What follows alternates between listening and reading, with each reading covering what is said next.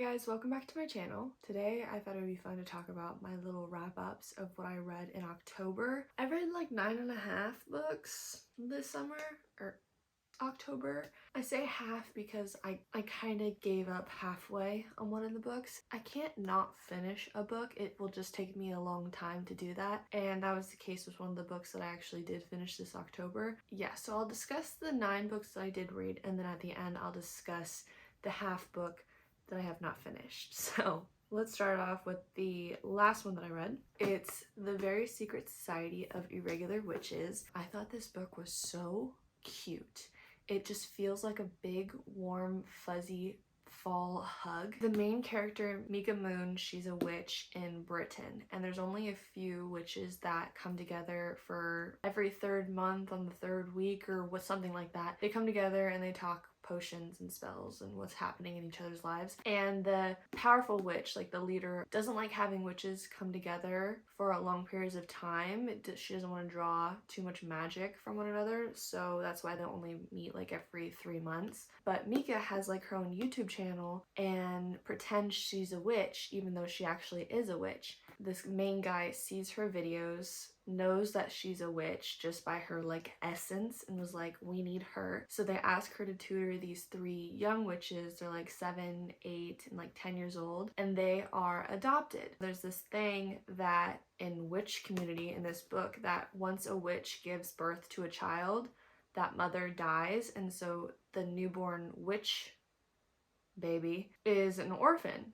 Mika had to grow up alone, and now she has to teach these 3 young witches magic and how to control their magic because they're so young and they've never had anyone teach them how to control their magic. It's a really cute story. It's a great found family story. It's also a romance story. It's grumpy sunshine type trope. It was such a cute book and such a wonderful fall book, especially for October.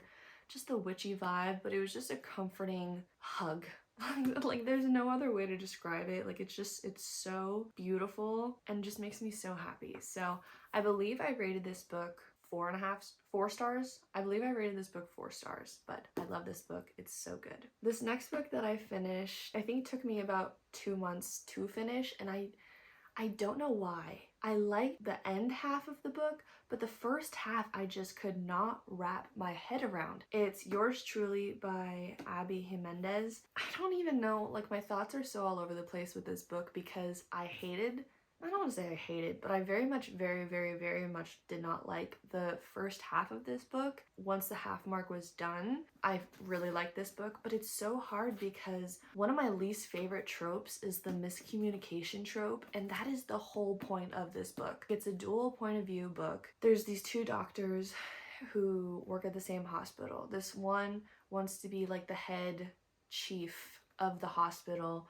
The girl, whose name is Brianna, she just got a divorce and her brother has kidney failure, so her life is like a mess right now. And then this new doctor comes in and he doesn't start off on the right foot with Brianna. His name is Jacob. They just don't have the best first encounter. I didn't like Brianna because of it, because you find out that Jacob doesn't do well in new settings. He has to go to the place first and like scout it out, know who's gonna be there, all that stuff. Like he has high anxiety, and your girl can relate. After this incident where they first meet, Jacob feels terrible about how it all went down, so he writes her a letter apologizing. And so the first half of the book is them going back and forth, getting to know one another through letters. Basically, it's a fake dating romance also. Jacob's brother is engaged to his ex. Jacob is doing something very nice for Brianna. She's like, I like him, he's a good person, I'll help him do this, he's doing something really nice for me. So they have this contractual relationship, and by the end of the book we're gonna break up. They start to develop feelings for one another, and you read their point of view and they're like, oh my gosh, I'm in love with this person, oh my gosh, I'm in love with this person, but they're only dating me because of this one thing. And I'm just like, stop it, just communicate. Like there's literally just miscommunication, and it drives me absolutely bonkers. That's why I didn't like this book, is because it's all miscommunication until the last like 4 or 5 chapters, and then there's a 3rd act breakup, and that's even more insufferable. And then by the end of it you're like, okay, like this is cute. but all of the tropes that I hate are in this book. My overall rating for this book is like 3.5 stars. I thought it was cute at some parts, but insufferable in the other, and all the tropes combined I just was not the biggest fan of. Alright, so the next book that I read is Caraval by Stephanie Garber. This was like my introduction recently to fantasy. And this is another book that's kind of all over the place for me because it was a page turner. Like, I could not put this book down. I had to know. I was staying up so late reading it, and then I got to the ending and I was just so confused by it all. Like, it threw me for a loop, and it left me wondering what was real and what was fake. I'm pretty sure that's what the point of the book was, so good job on the author's part. I don't know. It's very interesting. I don't know if I'd want to live in this world. It sounds kind of frustrating. Like, there's a bunch of magic, but you don't know what's real. The story is about these two sisters who live on this island with their dad. He's like this mayor of the island, and he's a total rotten bad dude, like terrible, terrible, terrible guy. The sailor comes up onto this island and starts macking on the main girl's sister, whose name is Nella? Where is it? Tella. Close. She wants to leave this island, like she wants to be gone from her father, which makes sense. And Scarlet, which is like the main character of this story, she writes to Legend, which is this guy who puts on this caraval it's like a traveling circus type thing with a bunch of magic. And he's like this eternal being. Every year when she was younger, she would write to him and be like, I love you, I love what you're doing, me and my sister want to go so badly to this, and all this stuff. Every year he doesn't respond. One year she finally like writes to him saying like, this will be my last year writing to you. I'm about to get married. It's like an arranged marriage. It would be fun for one last hurrah, you know? So then Legend writes back and says, yeah, sure, come with your sister and your fiance. I'd love to meet you guys, all this stuff. But now Scarlet is scared of her father. She doesn't want to leave because she doesn't know what her father will do to her and her sister if they leave. But Tella is like this bold, goes with the wind type person. Basically, Tella kidnaps Scarlet and takes her on the boat with the sailor to go to Caraval. They get to Caraval, Scarlet can't find Tella. Tella is the point of the game now, is whoever finds Tella, because she's been kidnapped by Legend, is the winner of the game and gets this magical wish granted by the end of it. So Scarlet and the sailor have to work together in order to find Tella and be the first one to find her in the end of the game. If they don't find her, then like bad things happen, but the thing is, you don't know what's real in the game and you don't know what's fake, and so all this stuff is coming at you. It was a very intriguing book, but by the end of it, I just don't know if I want to continue on with the series. If there's nothing else that I really want to read, then maybe I'll finish the series because there's 2 more books after this. But overall, I would give this 4 stars. It was a good book. It was very intriguing. This next book is The Haunting by Natasha Preston.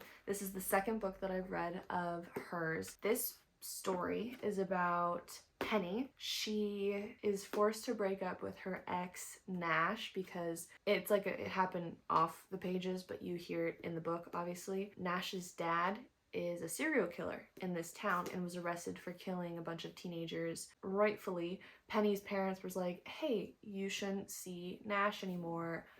You need to break up with him. She did, and then time goes on. You start the book. You find out little by little that more teenagers are getting murdered, and they're kind of happening the way that Nash's father did it. And so Penny is trying to figure out who's doing it. The town is turning their eyes towards Nash and his sister, thinking that they're doing it, and so it's just a bunch of twists and turns, and it's crazy. This author is ridiculous. Like, I love her books, but I think this might be the last book that I read from hers because they're so intriguing to read. They're page turner and page turner, and then I get to the end, it leaves you on a cliffhanger and there's no second book. And that's like what she's known for, but it drives me crazy. That's how I felt with You Will Be Mine. I loved that book. I love that book more than this one. This one was still really good, but You Will Be Mine is just so good. But the cliffhangers that she leaves you on is very annoying. It takes place during Halloween time. I thought it was very festive. I really liked it. I think I gave it maybe 3.75 stars.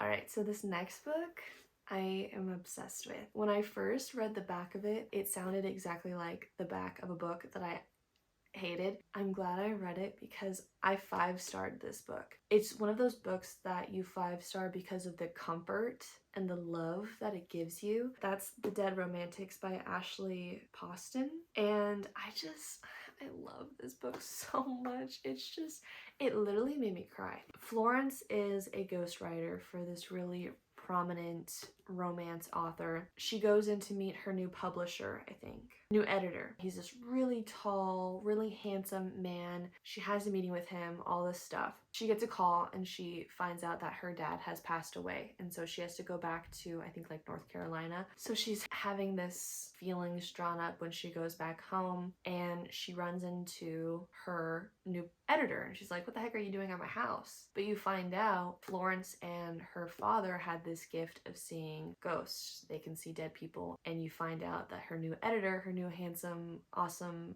monstrous of a man editor, died. And so she, throughout the book, gets to know him more. They have a connection and it's very lighthearted. The main girl, like, she doesn't believe in love. She's had people burn her in the past romantically. It's funny because she's a romance author, and so she's having writer's block trying to figure out how to write romance when she doesn't believe in it. And her family, when she goes home, is just this quirky little bunch. And it's also funny because her dad, he's a mortician. It's just like very quirky type thing. And I love this book. I really want to read The 7-Year Slip from the same author because I heard that one's really good too. When I finished this book, it was at night. I was crying, bawling my eyes out, and I literally slept with it on my pillow next to me. And I just went to bed and I had such a great night's sleep. It just made me feel so sad, but also like warm inside. I highly recommend everyone to read this. It might not be everyone's cup of tea, but it will make you feel things. All right, I think I touched on this briefly in my mystery and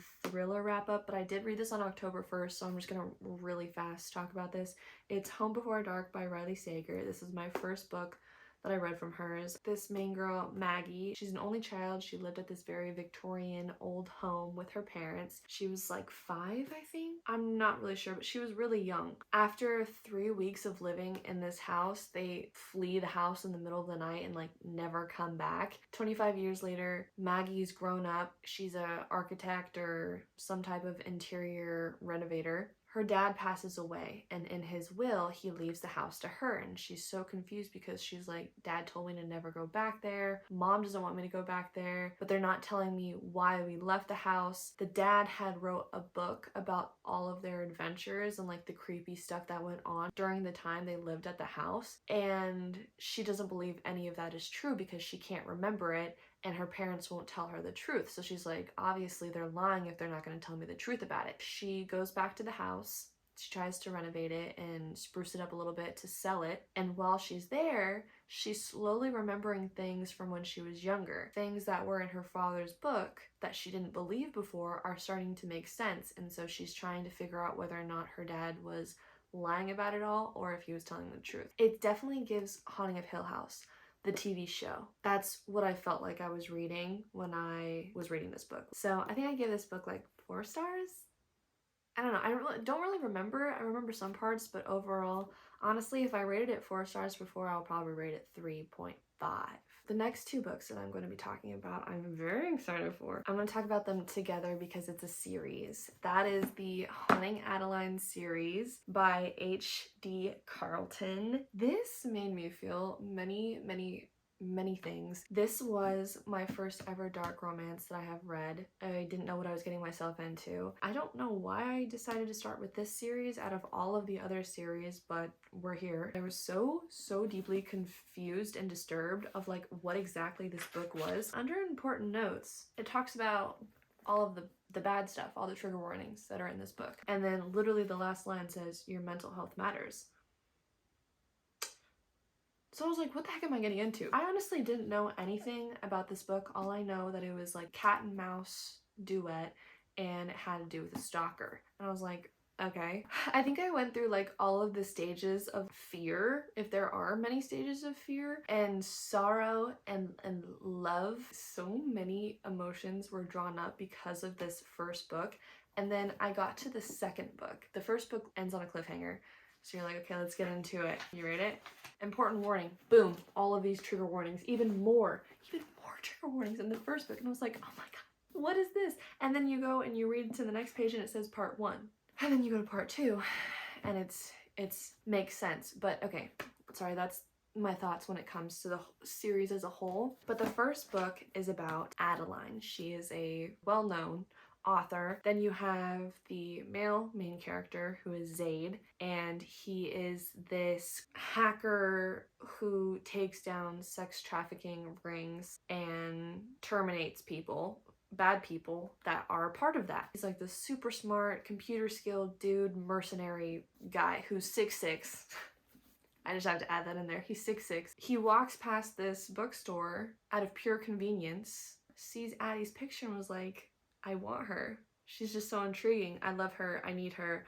I will stalk her. Throughout this whole book, he's literally stalking her. He's texting her, don't do this or you're gonna get punished, or do this and you'll be rewarded. And I'm like, what am I reading right now? I was terrified for this girl. But then as I kept reading the book, I was like, she's just as crazy as him. But also, so like, it's cool that Zaid has his own storyline and Addie has her own storyline. But then like, there's the chapters where they come together because he's stalking her. Then you get to hunting Adeline and it starts right off the bat with part 1. It was probably the most brutal, terrifying things that I've ever read. Part 2 of Hunting Adeline is my favorite section of both of these series, but yeah, this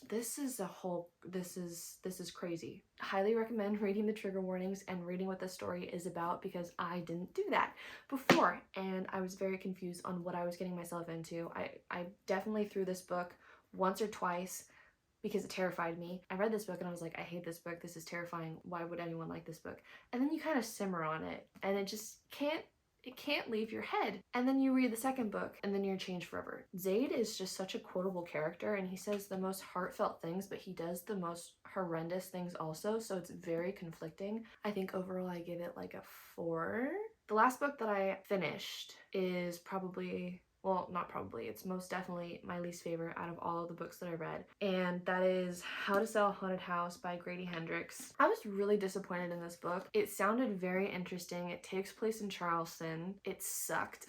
I was skimming, I think I skimmed maybe 85% of this book. I was waiting and praying for this book to be done. It was not good at all. And then I go on Goodreads and I'm reading the reviews for it and people are like, this is a masterpiece. This is the best thriller book that I've ever read. And I was like, did we just read the same book? Like, I'm so confused. People like it. I really hated it. I think I gave it 2 stars. It's like up there with Layla, or down there I should say. Louise. She's the main person. She finds out that her parents had died in a car crash back in Charleston. She is conflicted because she has all of these bad memories of her old house where her parents lived. And also she doesn't want to leave her little child with her baby daddy. She ends up doing that and going back to Charleston. She has brother issues. It's a whole thing. Very dramatic. He's ex-drama student, so he loves the theatrics. They don't have a good relationship. They have to clean up the parents' house in order to sell it, but they fight all the time and it's exhausting. The mother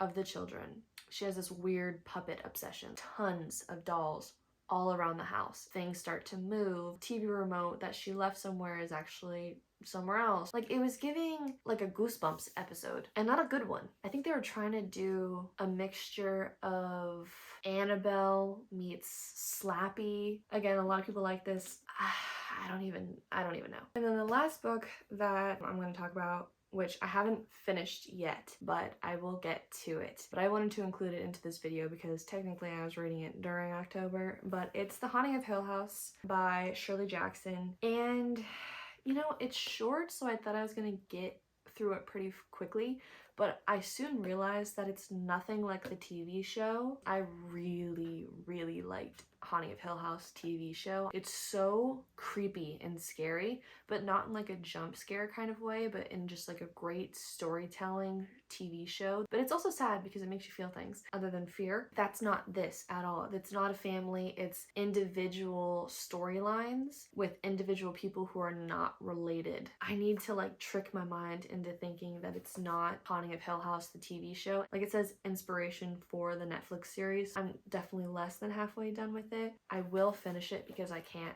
not finish books. It's a problem. I wish I could. I wish I could give up on books. Hopefully it's good. We'll see. If it's not, then it's fine. Those are all my books that I read in October. I didn't touch Misery.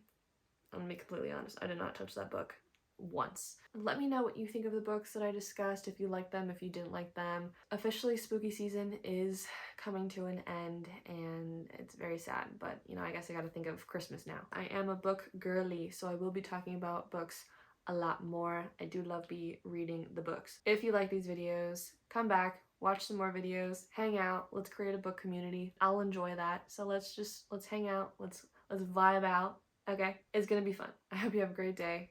Bye.